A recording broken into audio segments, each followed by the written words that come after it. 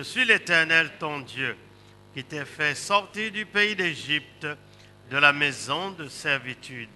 Tu n'auras point d'autre Dieu devant ma face, tu ne te feras point d'image taillée, ni de représentation quelconque des choses qui sont en haut dans les cieux, qui sont en bas sur la terre, et qui sont dans les eaux plus bas que la terre. Tu ne te prosterneras point devant elles, et tu ne les serviras point, car moi, l'Éternel ton Dieu, je suis un Dieu jaloux, qui punit l'iniquité des pères sur les enfants, jusqu'à la 3e et à la 4e génération de ceux qui me haïssent, et qui fait miséricorde, jusqu'à 1000 générations à ceux qui m'aiment et qui gardent mes commandements. Tu ne prendras point le nom de l'Éternel ton Dieu en vain, car l'Éternel ne laissera point impuni celui qui prendra son nom en vain. Souviens-toi du jour du repos pour le sanctifier. Tu travailleras 6 jours et tu feras tout ton ouvrage. Mais le 7e jour est le jour du repos de l'Éternel ton Dieu. Tu ne feras aucun ouvrage, ni toi, ni ton fils, ni ton serviteur, ni ta servante, ni ton bétail, ni l'étranger qui est dans tes portes, car en 6 jours, l'Éternel a fait les cieux, la terre et la mer, et tout ce qui est contenu, et il s'est reposé le 7e jour. C'est pourquoi l'Éternel a béni le jour du repos et l'a sanctifié. Honore ton père et ta mère, afin que tes jours se prolongent dans le pays que l'Éternel ton Dieu te donne. Tu ne tueras point, tu ne commettras point d'adultère, tu ne déroberas point, tu ne porteras point de faux témoignages contre ton prochain, tu ne convoiteras point la maison de ton prochain, tu ne convoiteras point la femme de ton prochain, ni son serviteur, ni sa servante, ni son bœuf, ni son âne, ni aucune chose qui appartienne à ton prochain. Amen. Veuillez saluer votre voisin à votre gauche, à votre droite. Saluez au moins 4 personnes et vous pouvez ensuite bien vouloir vous asseoir.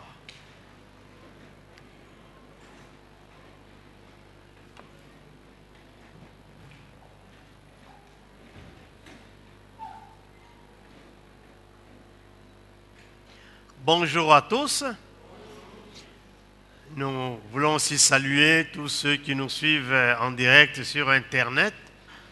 Je sais qu'il y a des personnes empêchées qui ne peuvent pas être ici.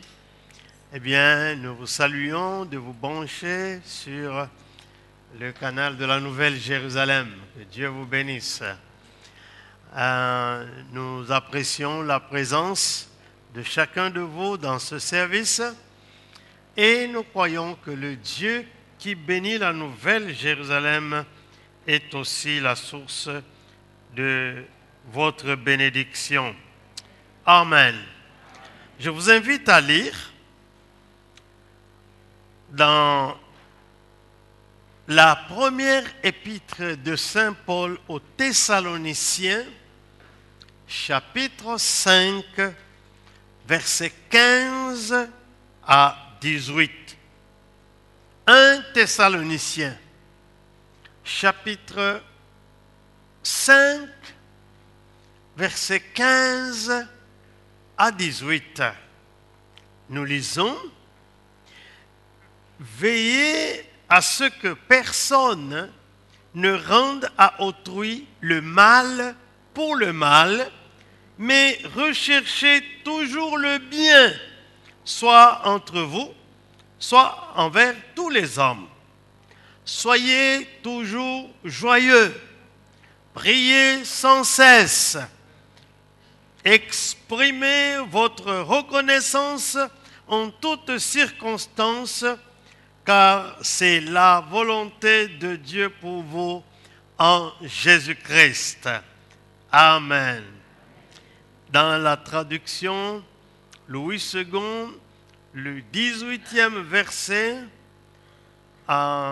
dit ceci: rendez grâce en toutes choses, car c'est là pour vous la volonté de Dieu en Jésus-Christ. C'est à votre égard plutôt, la volonté de Dieu en Jésus-Christ. L'apôtre Paul a pris le temps de fonder différentes églises. Et comme il ne pouvait pas toutes les visiter, parce qu'il était emprisonné à Rome, il a trouvé bon de leur adresser des lettres d'encouragement, mais ces lettres contiennent des instructions précieuses pour leur vie, pour leur âme. Dans certaines lettres, il leur dit, quand vous aurez fini de lire cette lettre, veuillez la transmettre à d'autres églises tout près de vous. Alors, nous croyons que ces lettres aussi, ces écrits de Paul à ces différentes églises concernent notre église, concernent notre vie en particulier. Et particulièrement, les dernières recommandations dans chaque épître sont des trésors précieux pour nous, pour une bonne marche comme chrétiens. Amen. Actuellement, il y a une dilution de la vie chrétienne. Ce que j'allais dire aussi des habitudes chrétiennes, des normes chrétiennes, de la morale chrétienne. Et c'est pour cette raison que nous devons y revenir pour que nous puissions ressembler à l'original. Parce que nous sommes aussi l'original. Il n'y a pas de raison que l'église de Galatie, de Corinthe, etc., soit mieux lotie que nous, parce que nous avons même plus de connaissances qu'eux. Alors c'est pour cette raison que nous revenons à ce texte de base pour normer notre vie comme Église. Donc, l'Église de Thessalonique était une Église modèle. Dans le premier chapitre de cet épître aux Thessaloniciens, Paul les félicite.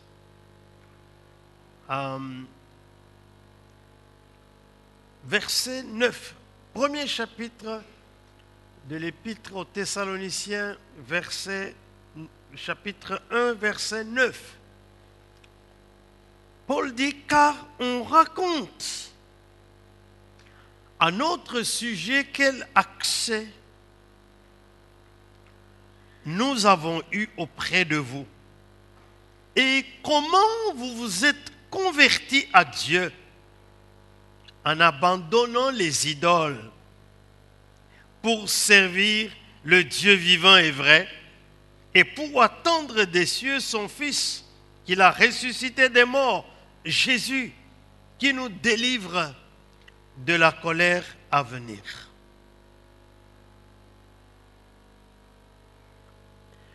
Au verset 6, il dit ceci aux Thessaloniciens.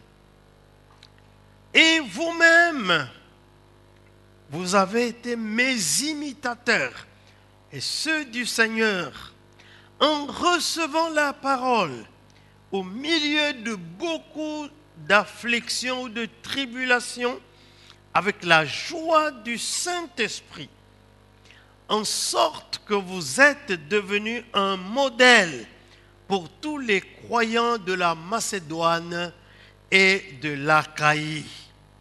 Non seulement, en effet, la parole du Seigneur a retenti de chez vous dans la Macédoine et dans l'Achaïe, mais encore votre foi en Dieu s'est fait connaître en tout lieu de telle manière que nous n'avons pas besoin d'en parler.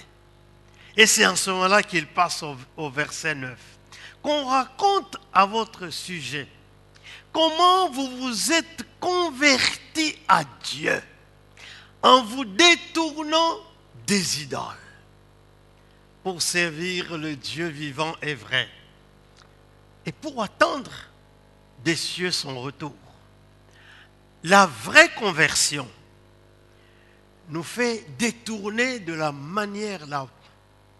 vaine manière de vivre que nous avons héritée de nos parents. Elle nous fait détourner de tout ce qui est mondain pour nous focaliser vers Dieu. La vraie conversion, non seulement nous focalise vers Dieu, mais fait que nous soyons concentrés sur Dieu et sur Dieu seul. C'est aux gens convertis que le Seigneur dit, on ne peut pas servir deux maîtres.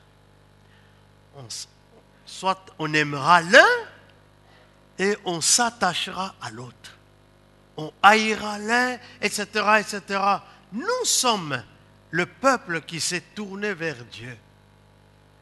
Et nous voulons montrer l'exemple de ces Thessaloniciens, que la parole doit retentir. Vous savez ce que c'est que retentir?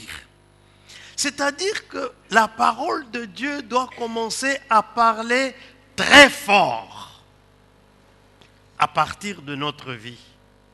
Ça veut dire que nous sommes nous devons être des transmetteurs de la parole de Dieu. Telle la lune reçoit la lumière du soleil et transmet cette lumière au monde des ténèbres, tel il nous est demandé d'être les récepteurs de la parole et de ceux qui la font retentir autour de nous.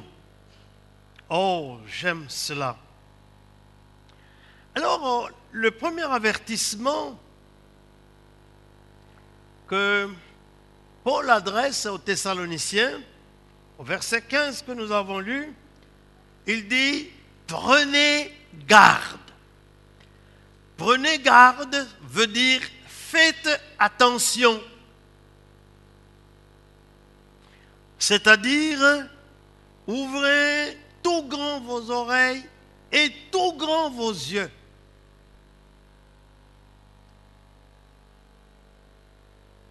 Pourquoi? Parce qu'il y a risque que le monde et ses habitudes vous amènent dans ses pratiques. Il dit, prenez garde.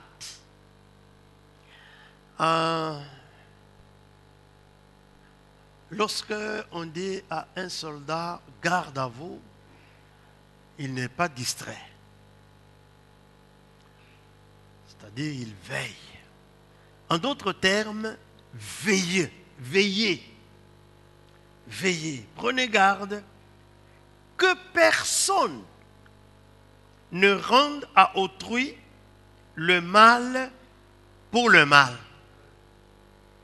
Prenez garde. Que personne. Vous êtes combien à votre chorale ici? Vous connaissez le nombre? Combien? 40. Sur les 40, il ne faut pas qu'il y ait un seul qui va rendre le mal pour le mal. Vous êtes combien à l'équipe de louange? Combien? 69. Alors, tous les 69, vous devez veiller que personne ne rende le mal pour le mal. C'est-à-dire que vous devez être des gens très gentils.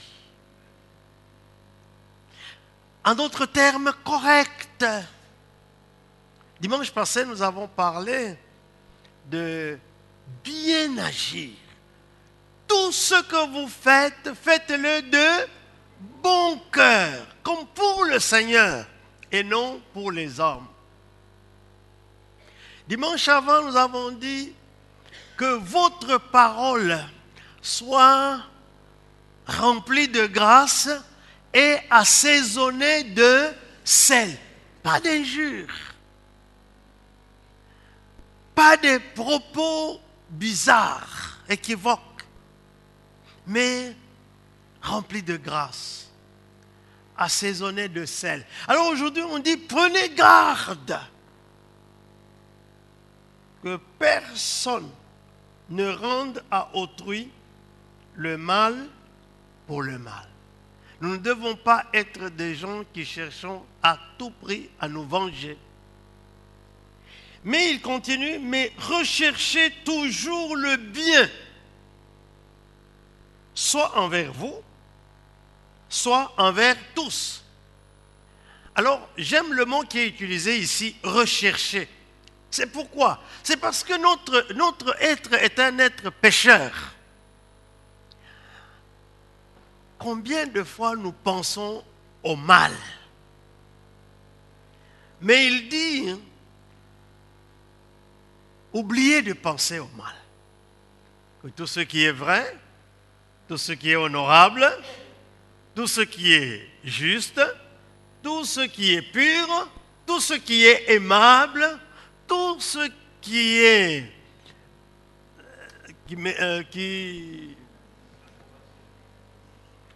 voilà, vous connaissez, hein?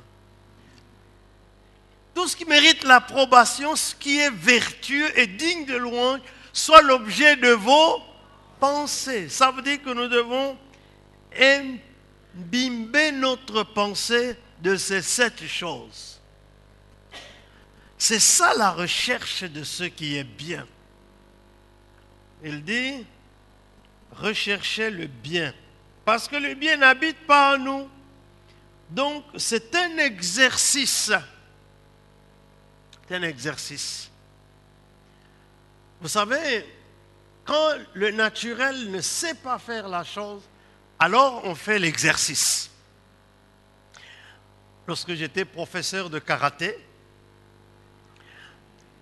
j'apprenais aux gens à donner des coups de poing percutants. Et vous savez ce que je faisais?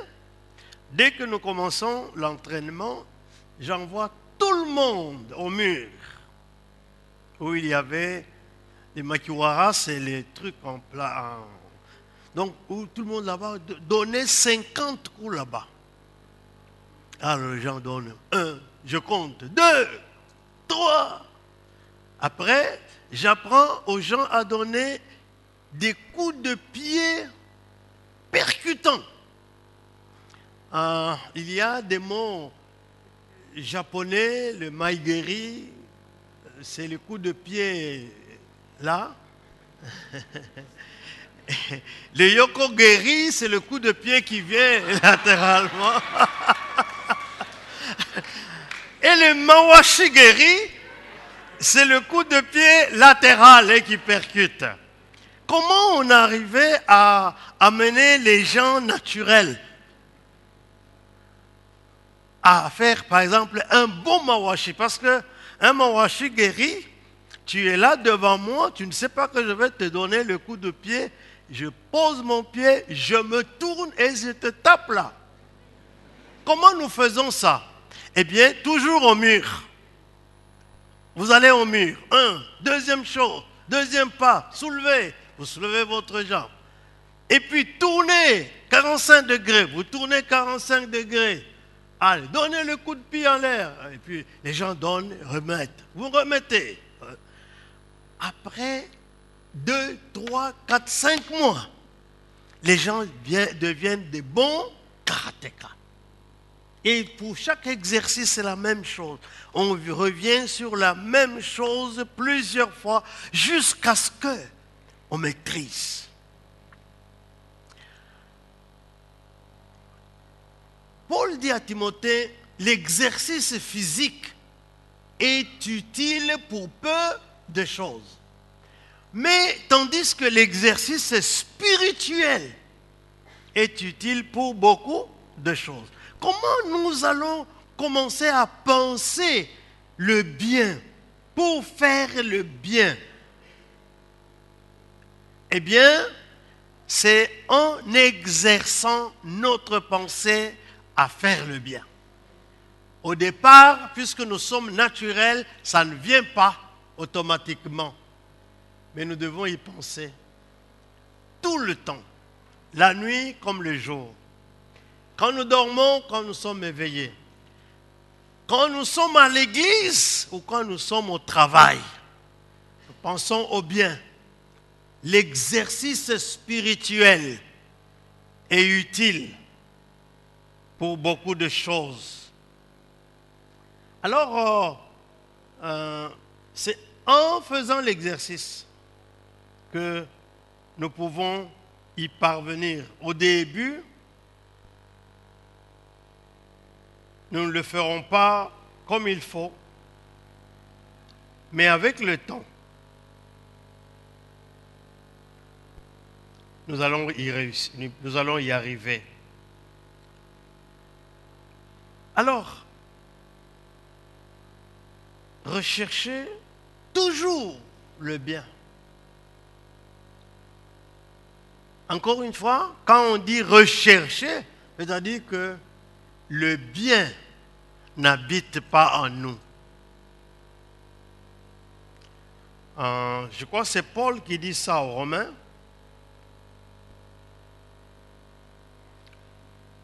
Romains, l'évangile, épître aux Romains, au chapitre 7.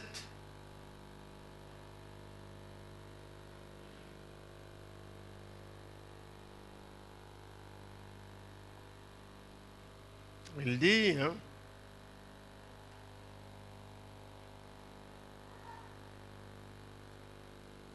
oh, je cherche ce verset-là. Là où dit grâce soit rendue à Dieu par Jésus. Je sais que c'est le chapitre 7.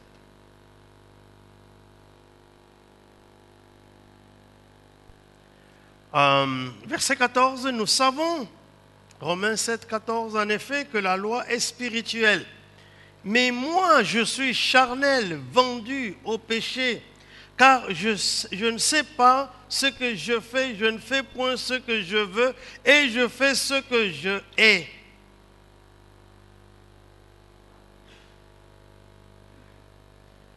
Verset 18, ce qui est bon, je le sais, n'habite pas en moi, c'est-à-dire dans ma chair. J'ai la volonté, mais non le pouvoir de faire le bien.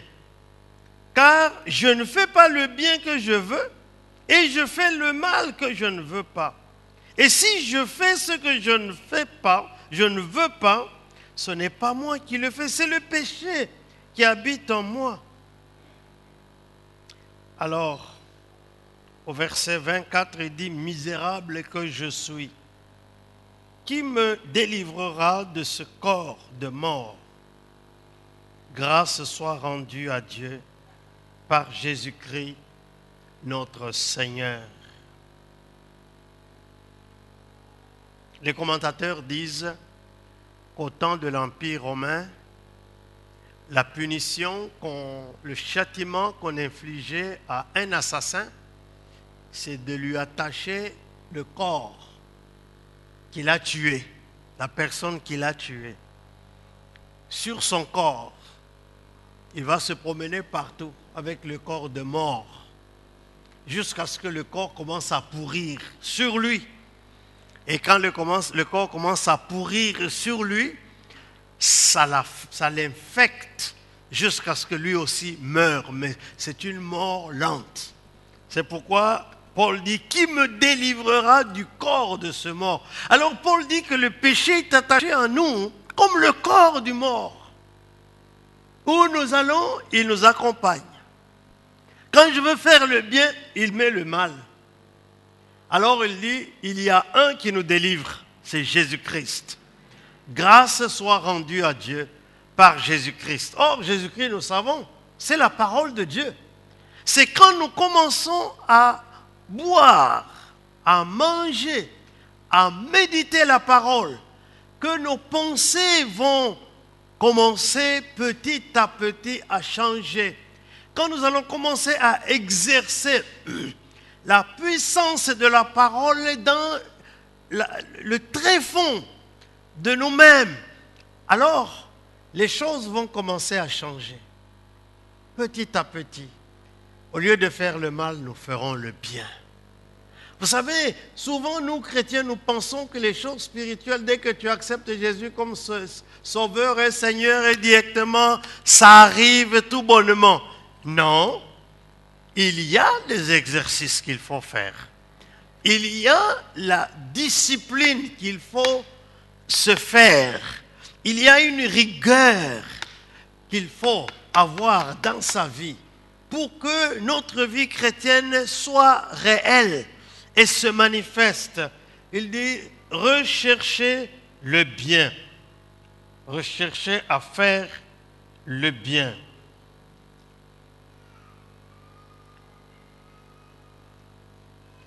À faire le bien.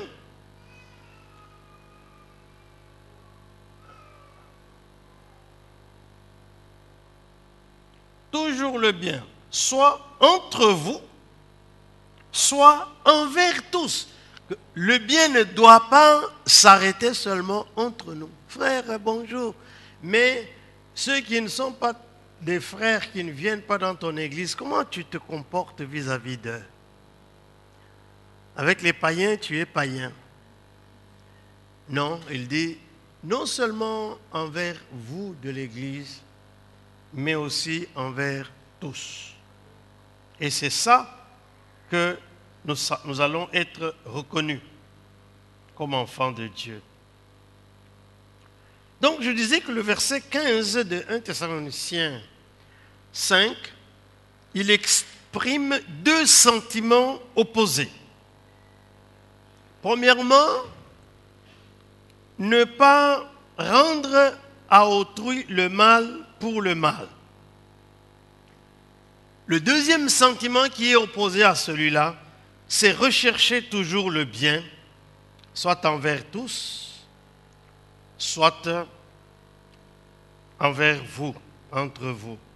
Donc, dans le livre des Proverbes, au chapitre 13, plutôt chapitre 17, verset 13. Proverbe 17, verset 13, il dit, de celui qui rend le mal pour le bien, le malin ne quittera point sa maison.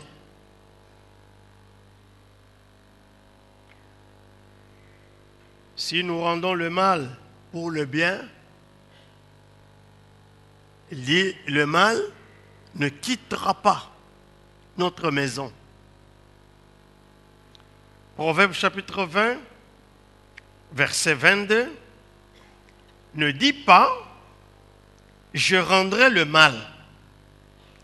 Espère en l'Éternel et il te délivrera. Espère en l'Éternel. Quelque part ailleurs, il est dit, Dieu dit, à moi la vengeance, à moi la rétribution.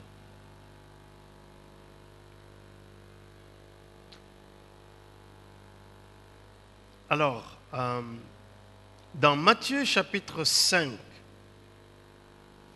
verset 39, nous lisons ceci. Je vous dis de ne pas résister aux méchants. Si quelqu'un te frappe la joue droite, présente-lui aussi la joue gauche. Ça, c'est le Seigneur Jésus qui dit. C'est dur, mais c'est ça. C'est ça, ne pas rendre le mal pour le mal. Ailleurs, il est dit injure pour injure. C'est de refuser vraiment de dire je ne veux pas tomber dans ces travers.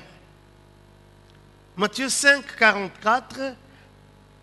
Mais moi, je vous dis, c'est le Seigneur qui dit, aimez vos ennemis, bénissez ceux qui vous maudissent, faites du bien à ceux qui vous haïssent et priez pour ceux qui vous maltraitent et qui vous persécutent. C'est pas facile, hein? Quand tu sais que cette personne-là te maudit tout le temps. Et le Seigneur dit, il faut le bénir toi, il ne faut pas le maudire. Parce qu'à un moment, hein, on est tenté quand même de maudire aussi un peu. N'est-ce pas? Oui, on est tenté. On est humain. J'ai trouvé, il est en train de dire des histoires, des imprécations, etc. Il cherche même à vous faire du mal. Ah, tu vas dire, ah, en tout cas, cette fois-ci, hein, je ne me laisserai plus faire. Tu vas faire quoi? Tu vas le maudire aussi, hein? Non. Parce que tes paroles, hein, vont porter plus fort que ses paroles à lui. Lui va utiliser le diable. Et le diable ne saura pas te faire du mal. Parce que tu es sous la protection de Jésus. Mais tes paroles à toi, ça va lui faire du mal.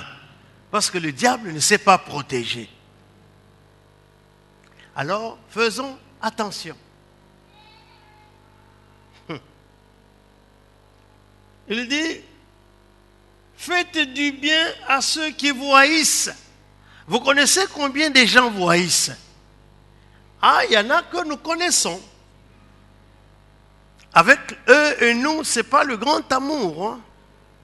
C'est plutôt la manifestation de la haine et des animosités déclarées. Tu fais quoi? Non. Qu'est-ce qu'il faut? Il faut leur faire du bien. Quand une occasion se présente de leur faire du bien, faites-le du bien. Faites du bien. Ouais. C'est pas facile. Alléluia.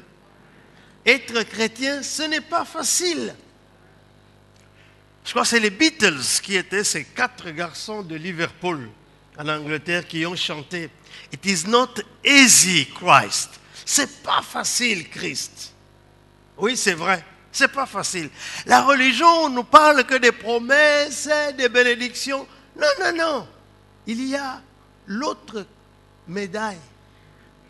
N'est-ce pas? C'est que quand quelqu'un vient, il t'injurie copieusement. Tu le bénis. Et s'il est assez méchant, qu'il te donne des coups, même si tu es judoka, karatéka, tu ne dois pas le jeter par terre.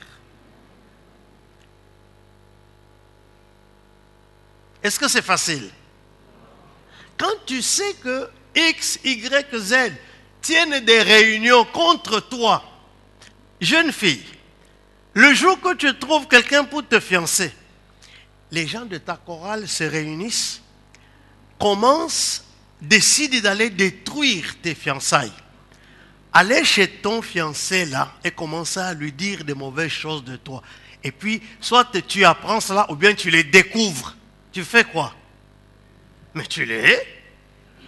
N'est-ce pas vrai? Oui, oui, oui, oui, c'est ça. Mais là, il faut les bénir. Ce n'est pas le bénir dans le sens que Dieu vous maudisse. Non. Dans le sens, vraiment, je vous veux du bien.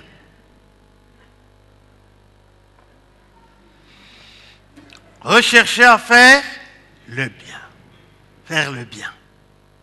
Faire le bien. Faire le bien. Faire le bien. Oh Seigneur Jésus, aide-nous. Hein? Moi, je vous en parle en connaissance de cause. Hein? Oui, on parle tellement de moi en mal qu'à un moment donné, Je me réveille, je dis, je fais quoi ici? Je continue toujours à bénir ou je dois maudire maintenant? Le Seigneur me dit, si toi tu maudis, ça va agir. Alors n'essaye pas. Parce que tu ne sais pas qu'est-ce qui peut arriver à ces gens. Alors, calme, bénis. Loue le Seigneur. Ne sort aucune parole méchante, pardon. Romains 12, 17.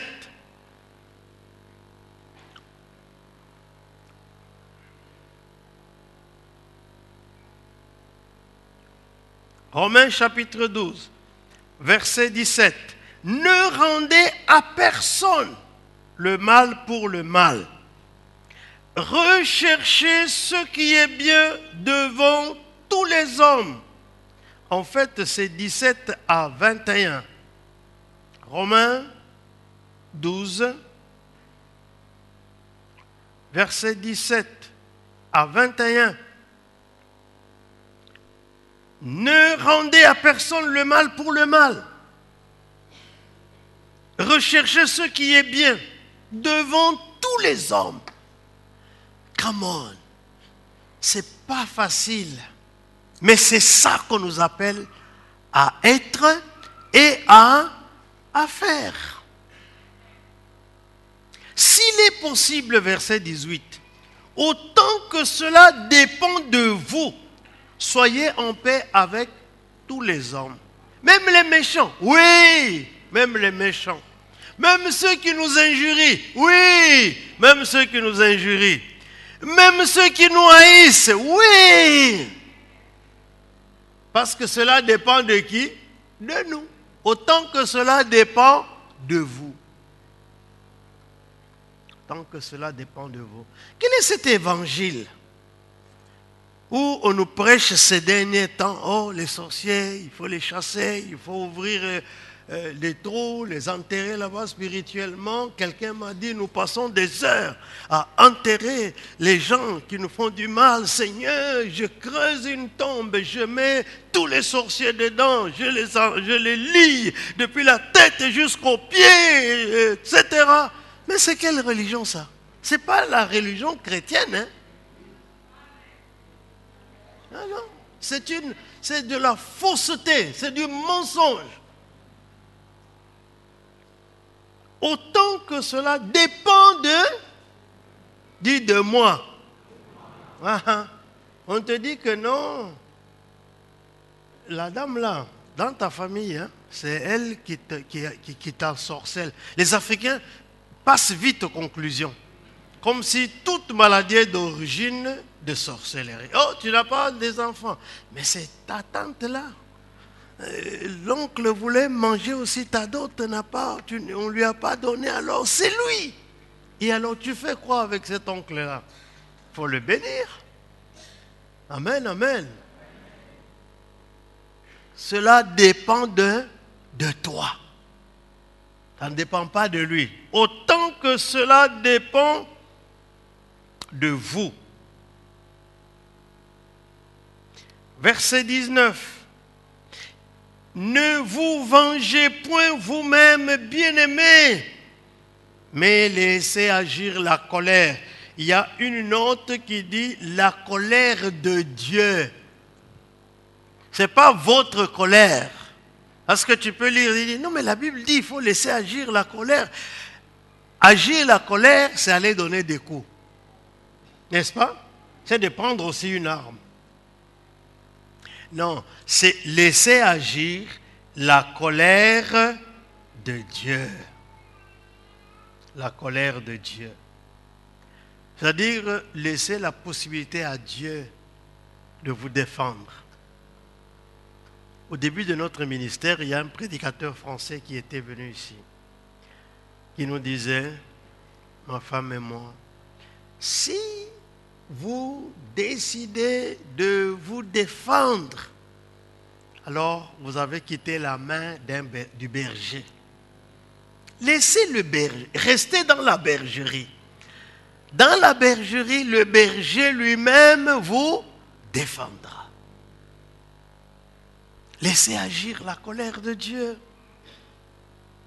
Voyez comment le roi David dit à Saül, dit, moi quand je paissais le troupeau de mon père, si un lion vient et attrape une brebis, qu'est-ce que David faisait de ce lion? Et je ne le prenais pas avec mes mains, je le déchirais.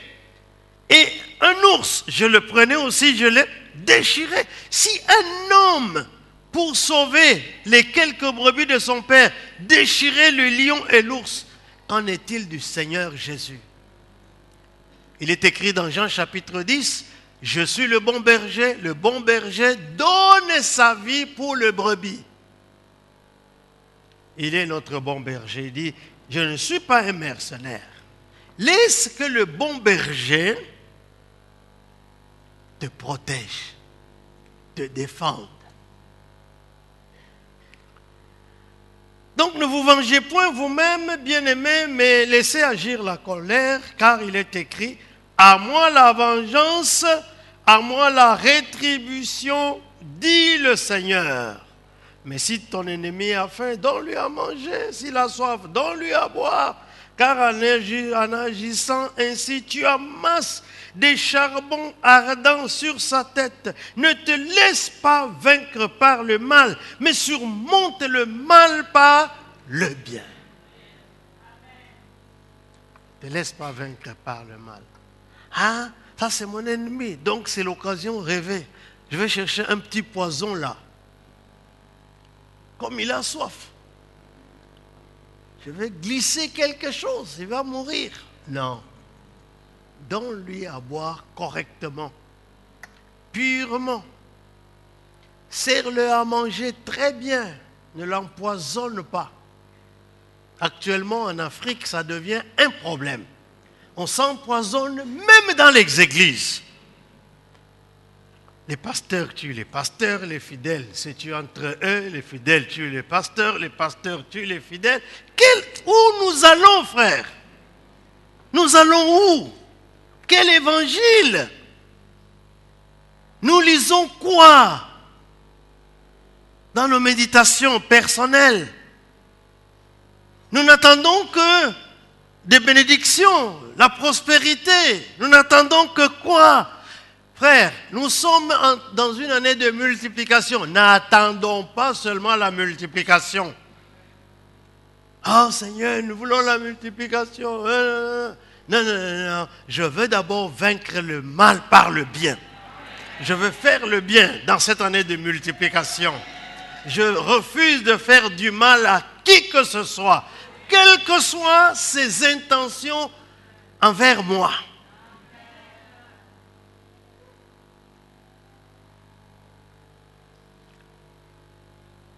Si ton ennemi a soif, donne-lui à boire. S'il a faim, donne-lui à manger. Il dit, en agissant ainsi, tu amasses des charbons ardents sur sa tête. Vous savez ce que c'est que les charbons ardents? C'est le feu. Nimoto. C'est comme si tu mettais du feu sur ta tête. Comment tu vas te sentir si on met du feu sur ta tête? Tu es consumé, hein? Il dit, quand tu fais ça à ton ennemi, lui, il va manger, boire correctement, mais il va continuer à dire ce qu'il dit au sujet de toi.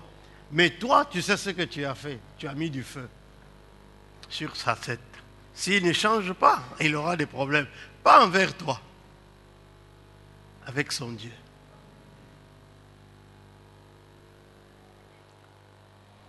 Donc, c'est très grave.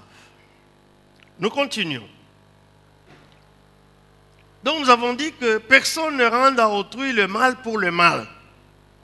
Et nous avons lu suffisamment de textes. Il y a un dernier texte que je voudrais lire dans cette rubrique. 1 Corinthiens 6, verset 7. 1 Corinthiens 6, verset 7.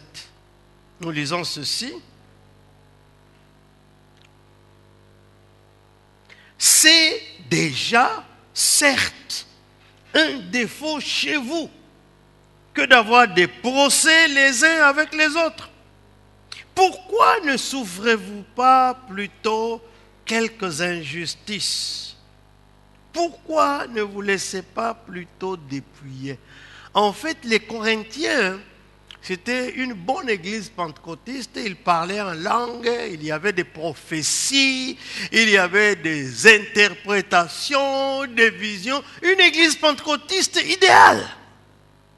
Paul dit, mais j'ai honte. Parce que vous réagissez.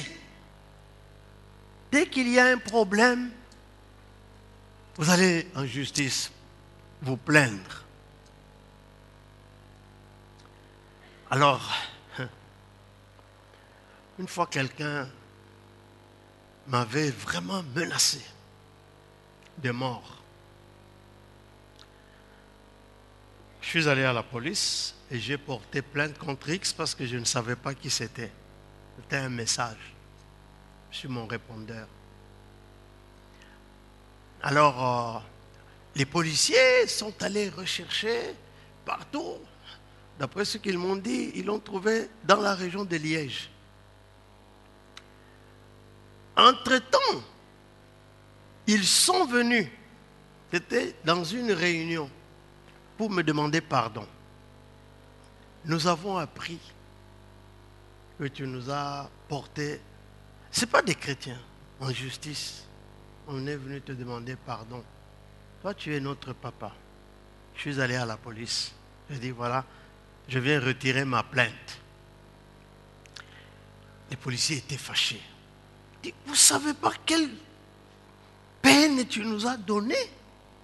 Nous avons parcouru toute la Belgique pour découvrir la personne qui t'a menacé. Il dit, non, je suis désolé, j'annule. Je suis allé voir mon avocat, je dis, la plainte là, vous la considérez comme nulle et non avenue. Mais vous avez déjà payé, je dis, vous gardez cet argent. Je suis revenu. Parce que ce texte m'a dit, comme ces gens-là, c'était mes compatriotes, je ne devais pas les traîner en justice. Non. La suite de l'histoire a donné autre chose, je n'entre pas dans les détails. Mais en tout cas, moi, j'ai pardonné. Alors que les injures étaient très sales. Ils ont injurié même ma mère, qu'ils ne connaissent pas, qui est déjà morte, par ailleurs. Je dis, mais ça n'a pas d'effet parce qu'elle est morte. Elle se repose. Parce que pour un Africain, si tu veux le toucher, il faut injurier sa mère. Il y a un qui avait donné un coup de tête au stade là. C'était qui? Zidane. Alors quand on lui a demandé, il dit non, il a injurié ma mère. L'autre était, je crois, italien, il ne savait pas qu'un Africain, si tu injuries sa mère, un blanc, il ne faut pas toucher à son argent.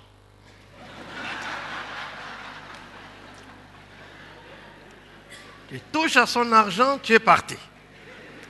Mais un Africain, l'argent, mais pas sa mère. Mais ils avaient injurié ma mère.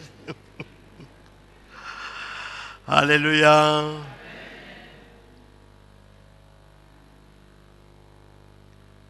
Ouais. Donc, il dit, il y a des choses qu'il ne faut pas faire. Autant que cela dépend de vous. En fait, tout dépend de nous, en général. Alors, laissez-moi entamer la dernière partie. Recherchez la paix. Toujours le bien, soit entre vous, soit recherchez toujours le bien. Recherchez toujours le bien. Seigneur, aide-nous et à rechercher le bien. Aide-nous à rechercher le bien.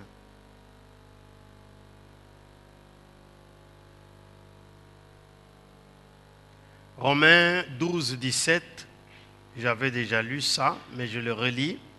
Ne rendez à personne le mal pour le mal. Recherchez ce qui est bien devant tous les hommes. Est-ce que vous pouvez vous imaginer la qualité de l'Église qu'il peut y avoir et la qualité des chrétiens si tout le monde décide de rechercher de faire le bien? Si tout le monde décide de faire le bien, de faire le bien, faire le bien. Cela ne veut pas dire qu'il n'y aura pas des gens qui parlent mal. Ça ne veut pas dire qu'il n'y aura pas des méchants. Il y en aura toujours. Mais cette méchanceté, quand elle ne trouve pas un terrain propice d'application, elle va se terminer sans issue. Sans issue. Tu viens, tu injuries quelqu'un, tu injuries, il te regarde, il ne dit rien. Puis tu te fatigues, tu pars. Bien sûr, à Lubumbashi, c'est pas comme ça. À Lubumbashi, quand quelqu'un vient t'injurier, c'est la bagarre. On se donne des coups. Mais là même, il dit, vous n'allez pas rétorquer. Vous n'allez pas donner des coups. Alors, ah oui, c'est très compliqué. Je me rappelle un soir, je dormais. Un dimanche, on frappe à ma fenêtre. J'étais encore célibataire à Lubumbashi. Je revenais du Sénégal. On frappe à ma fenêtre. Je sors, je trouve mon beau-frère, le mari de ma propre sœur. 4 policiers l'ont tenu dans les ceintures. J'ai dit, mais qu'est-ce qu'il y a? Non, j'ai amené juste ces petites boîtes où il y avait des tomates pour vous apporter.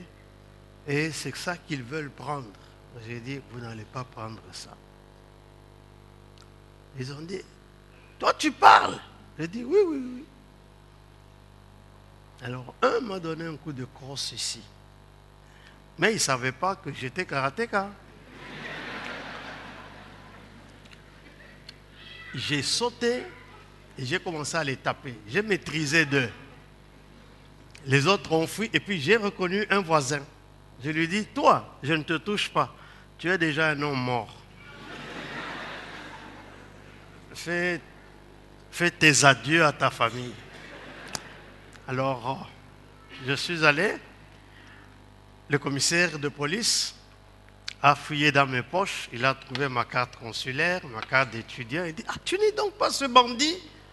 Je dis, non, moi je ne suis pas un bandit, je suis un étudiant. Je lui explique. Il dit, il ne faut jamais faire ça. Ces gens-là, beaucoup fument du chanvre. Bon, il m'a lâché. Je suis revenu. Le lendemain, je dormais encore. Le policier là a pris un camion. Déménagement. Parce que presque tous les dimanches, avec mon grand frère et son ami faisait l'haltérophilie. C'était un costaud. On se mettait dans la rue, parce qu'on vivait dans un quartier très dangereux. Alors on se mettait dans la rue, on enlevait les chemises, j'ai demandé qu'on me donne 50 coups dans le ventre. Alors c'est le gros là qui me donnait des coups très forts, hein, on pouvait les sentir. Et puis après il dit, viens aussi me donner. Et puis on se donne des coups. Alors quand je lui dis que toi, tu es déjà mort, il a déménagé, il savait. Mais plus tard, le Seigneur m'a dit, plus jamais ça. Plus jamais ça. Parce que tu es quelqu'un qui doit donner la paix au lieu de l'épée. Alors une dernière chose, et le reste j'y reviendrai le dimanche prochain, Dieu voulant. Donc 1 Thessaloniciens 5, verset 16. Là, nous étions seulement au verset 15. Au verset 16, il dit « Soyez toujours joyeux ». C'est un ordre. C'est-à-dire que on ne doit pas nous trouver avec une mine renfrognée pour quelque raison que ce soit. Soyez toujours joyeux. Wow.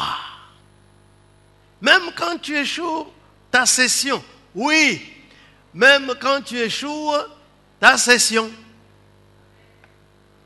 même quand toutes tes demandes d'emploi sont refusées, oui, même quand toutes tes demandes d'emploi sont refusées.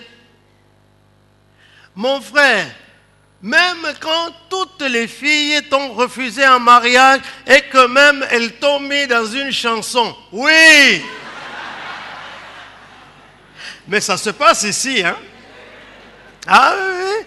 Il y a un frère qui m'avait dit, il est allé se marier ailleurs. J'ai dit, mais on a beaucoup de filles ici. Il dit, pasteur, toutes m'ont refusé et elles ont même fait un chant. Parfois, les filles savent être méchantes, hein? Même si on te met dans une chanson, oui, même si elles te mettent dans une chanson, soyez toujours joyeux. Waouh!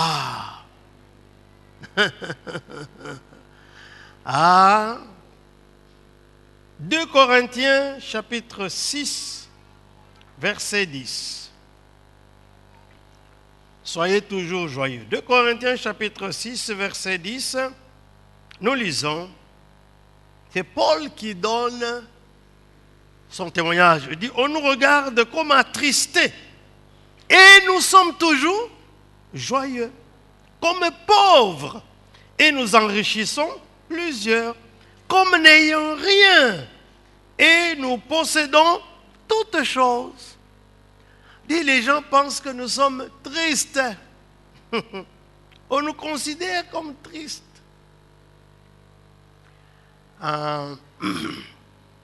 Quelqu'un nous disait, il était parti quelque part, c'était la seule personne qui ne buvait pas de l'alcool. Et les autres lui disent, mais toi tu ne vis pas. Ouais, même si les gens pensent que la joie vient seulement en buvant de l'alcool, toi tu n'en bois pas, sois joyeux. Soyez toujours joyeux. Alléluia. Philippiens chapitre 4, verset 4. Qu'est-ce qu'il dit? Philippiens 4, 4. Réjouissez-vous toujours dans le Seigneur. Je le répète, réjouissez-vous. Quel est votre sujet de joie? Jésus est ressuscité. Jésus est sur son trône. Jésus est au contrôle de toutes choses. Si les choses ne marchent pas aujourd'hui, demain ça marchera parce que Jésus est assis sur son trône. Réjouissez-vous toujours dans le Seigneur. Même si tu es malade aujourd'hui, Jésus est sur son trône, tu seras guéri un jour. Quand j'ai quitté le Sénégal, selon le dire des médecins, c'était pour aller mourir. Marie-toi, aie une femme, fais un souvenir, même un enfant ou deux rapidement, parce que tu vas mourir. C'était en 1974. Nous sommes en 2014. J'ai eu tous mes enfants. Mon dernier enfant, je l'ai eu à 36 ans. Maintenant, j'ai des petits-enfants qui viennent en cascade.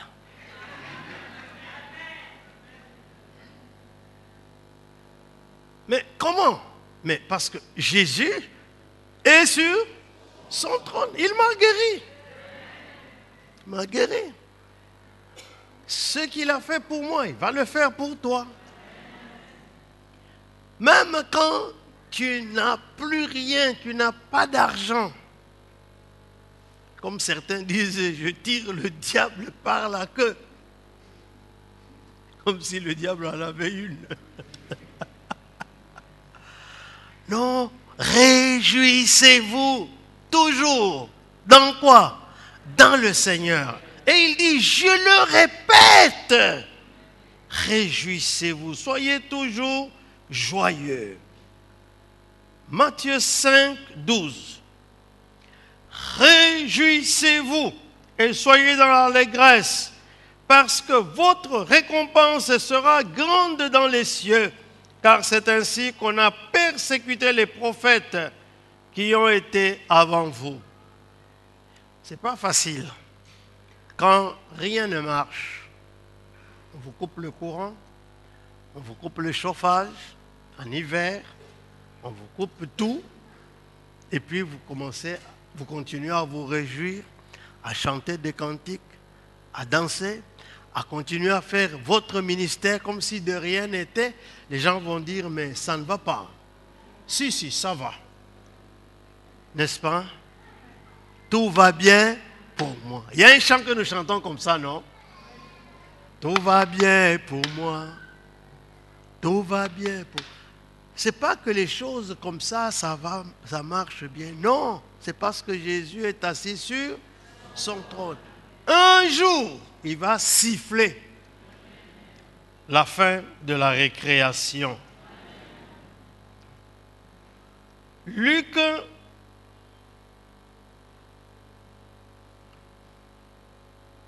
Romains 12, 12. Réjouissez-vous en espérance. Soyez patients dans l'affliction, persévérez dans la prière. Réjouissez-vous. Pourquoi vous avez de la joie? Parce que j'espère que le futur ne sera pas comme maintenant. Le futur sera agréable, meilleur, puissant. Il dit, notre réjouissance, c'est Jésus est sur son trône, mais aussi nous espérons pour le futur des choses meilleures, des situations meilleures. Dieu va changer toutes choses dans notre vie. Ça ne viendra peut-être pas au rythme que nous attendons, mais ce sera au rythme de Dieu. Alors voilà ce que l'apôtre nous recommande. Il recommande aux Thessaloniciens, il nous recommande à nous. En ce moment-là, vous savez comment sera l'état de notre cœur. Notre cœur sera léger. Ce que les Bangala disent, pépélé. Je n'ai rien de lourd qui m'entraîne dans la tristesse, pleurer sans cause. Non. Et vous allez voir, même ta tension artérielle va commencer à s'améliorer si tu souffres de la tension. Même si le sucre commence à monter dans ton sang, mais à cause de la joie du Seigneur. Néhémie dit, la joie du Seigneur sera ta force. La joie du Seigneur. Quel trésor de bonheur Dieu a préparé pour son Église que nous sommes. Alors je voudrais m'arrêter là.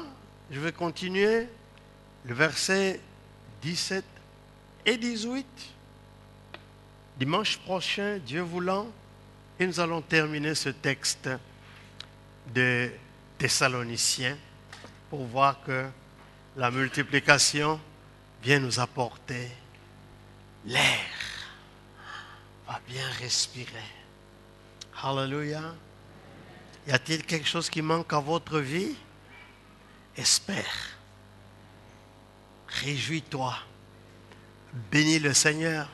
Y a-t-il des contradicteurs contre toi? Ce n'est pas grave. Bénis le Seigneur. Ne garde pas leur nom dans ton cœur. Pas de rancune. Bénis le Seigneur. Alléluia. Nous nous inclinons dans la prière. J'ai l'impression qu'il y a des gens qui doivent aujourd'hui. Vous savez, le message est très simple. Je crois que tout le monde a compris. Je ne suis pas entré dans les élucubrations philosophiques, théologico-philosophiques. J'ai parlé terre à terre. Alors, ne sors pas avec ton fardeau. Quelles que soient les paroles, les lettres méchantes que tu as reçues des uns et des autres contre toi, je veux prier avec toi. Aujourd'hui, c'est ce que je sens que nous devons faire. C'est de prier les uns pour les autres. Amen. Décharge-toi, décharge-toi. Et si tu ne trouves pas d'inconvénient, viens ici devant. Ça, c'est l'endroit où la puissance de Dieu te rencontre. Tu te lèves là où tu es et tu viens ici. Si tu vois que ce n'est pas nécessaire, tu restes là où tu es, ce n'est pas grave.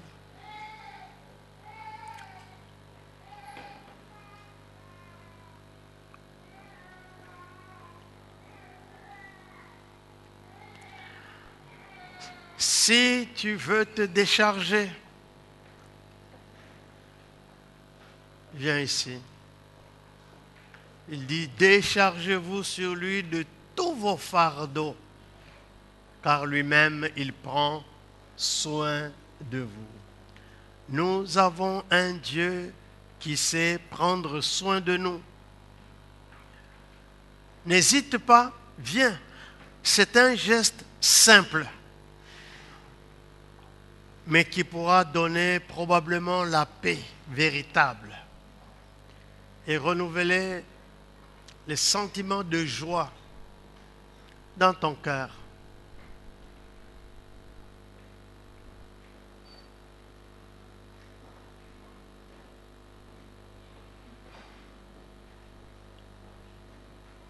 Est-ce que l'équipe de louange peut chanter « Tout va bien pour moi » ?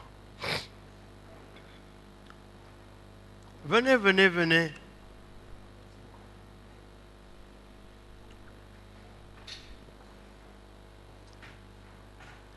Voilà, nous allons lever nos mains. L'équipe de louange est lourde. What's happening? Qu'est-ce qui ne va pas? Hein? Vous êtes si écrasés que ça. C'était un chant simple. Il y a un problème. Non, hein? Alors, qui peut entonner? Maman Titi n'est pas là. Alain ou bien Serge, un de vous.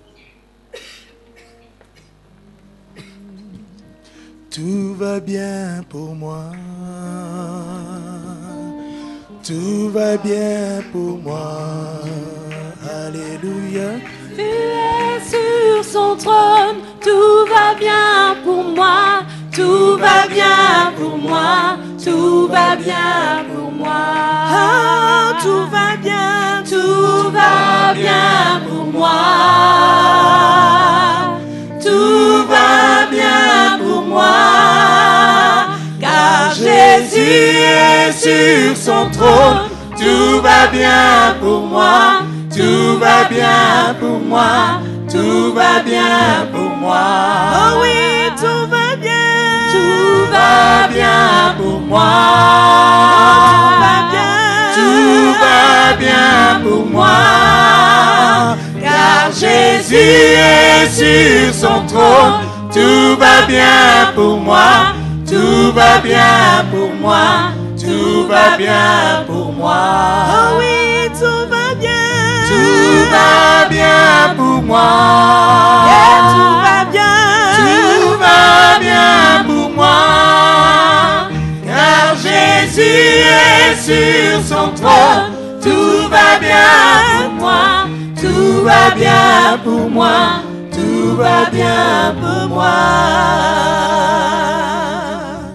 Seigneur, nous te présentons chacun de ceux qui viennent de s'avancer ici.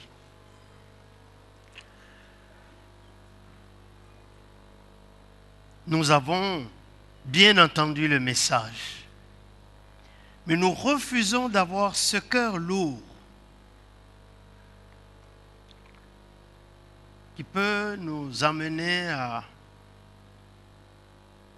connaître des problèmes dans notre vie personnelle, mais aussi causer des problèmes aux autres.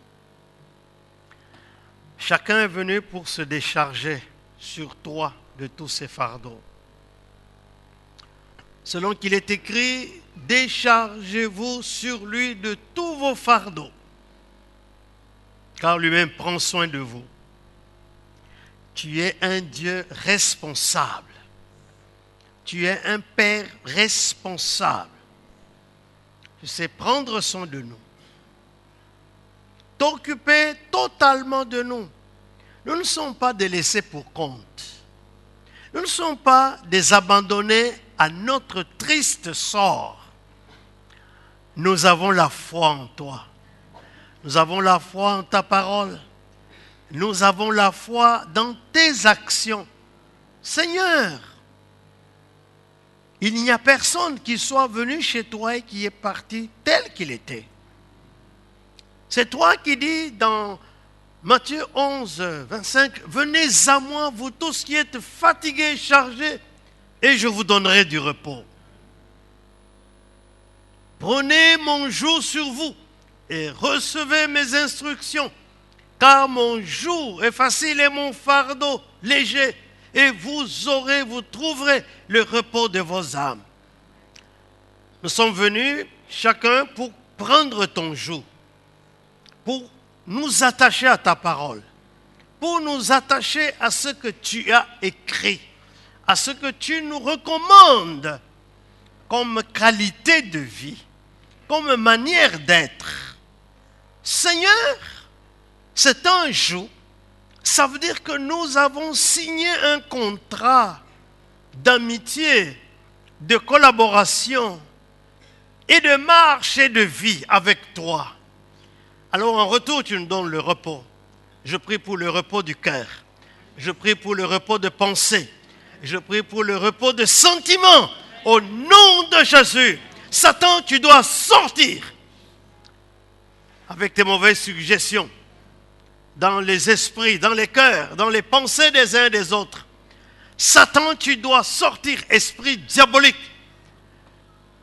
Tu suggères des mauvaises choses.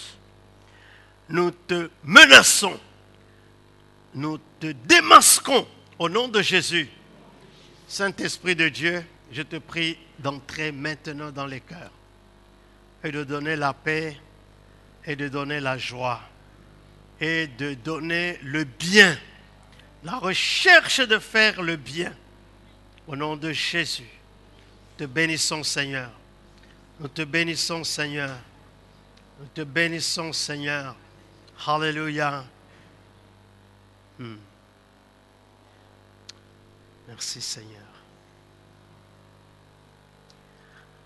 Est-ce que vous pouvez vous tourner vers votre voisin, le tenir dans les deux mains et prier un petit moment avec lui?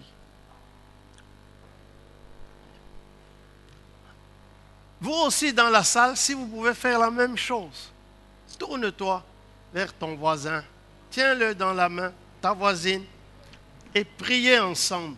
Chorale, louange. Oh, hallelujah. Élevons nos voix et prions ensemble.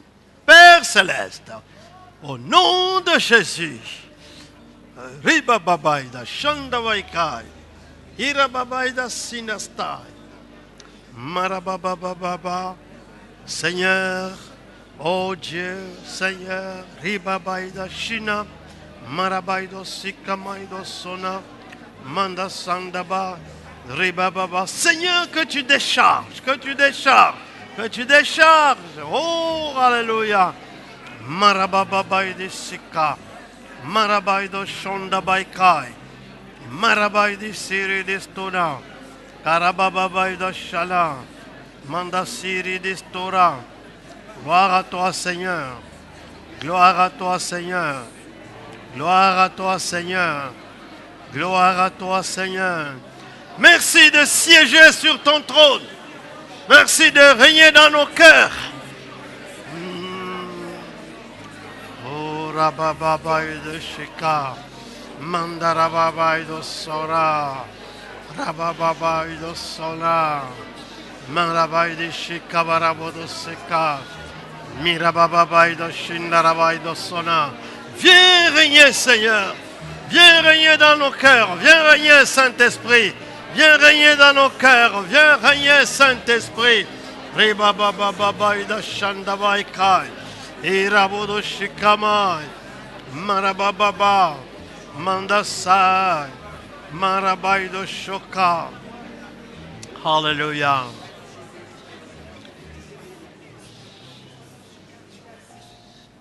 Nous allons nous lever, vous pouvez retourner à votre place, lever nos mains et nous allons chanter ce petit cœur. Règne en moi, roi puissant, règne en moi.